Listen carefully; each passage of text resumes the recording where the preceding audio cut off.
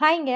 நான் வந்து யுஎஸ்ஏ போறதுக்கு ஃபர்ஸ்ட்டு வந்து Thiruvananthapuram to Dubai, Dubai to Chicago தான் ஃப்ளைட்டு புக் பண்ணியிருந்தோம். காலையில ஃபர்ஸ்ட்டு ஃப்ளைட்டில காலை சாப்பாட முடிச்சாச்சு. ஏன்னா நாங்க ஏறுனது 5 மணி. அதனால 7 மணிக்கு சாப்பாடு குடுத்துட்டாங்க. அடுத்து இந்த துபாய் ஏர்போர்ட்ல போகும்போது தண்ணி கூட உள்ள கொண்டு போகக்கூடாதுன்ட்டாங்க. அதான் உள்ள நெறைய வெரைட்டியா நெறைய தண்ணி குடுப்பாங்கல்ல, அதனால தான் போல இருக்குன்னு. அப்புறம் என் கையில குழந்தை இருக்கிற பாட்டு, சரி நீங்க கொண்டு வந்த தண்ணிய உள்ள கொண்டு போங்கன்னு அலோவ் பண்ணியிருந்தாங்க.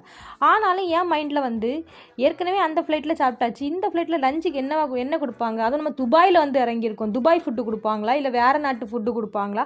அப்படின்ட்டு ஒரே டவுட்டு. அப்புறம் அந்த லிஸ்ட்ல ஒரு லிஸ்ட் குடுத்துருந்தாங்க ஃபுட் மெனு.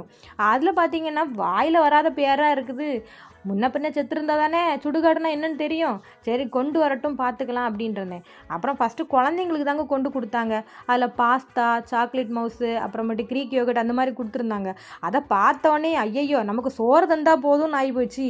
அப்புறம் நம்ம பாக்ஸ ஓப்பன் பண்ணா சோறும் சிக்கன் கறியும்.